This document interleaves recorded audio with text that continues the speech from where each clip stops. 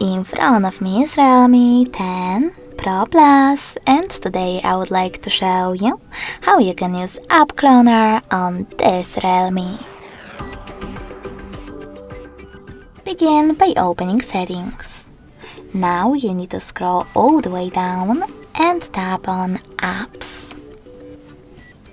Finally, select App Cloner under App Management and tap on one of those available apps. I will go with Facebook.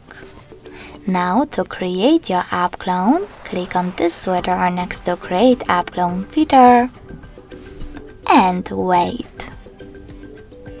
When your app is ready, you can rename it and tap on Save over here. You can also click on When using quick functions and tap on the best option for you. In my case, Open Main App. So now when I go back, as you can see, Facebook was successfully cloned.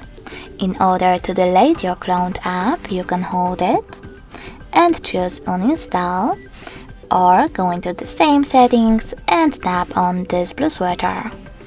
Then confirm your choice in the pop-up. Thanks so much for watching. If you enjoyed this video, smash that like button, comment and subscribe.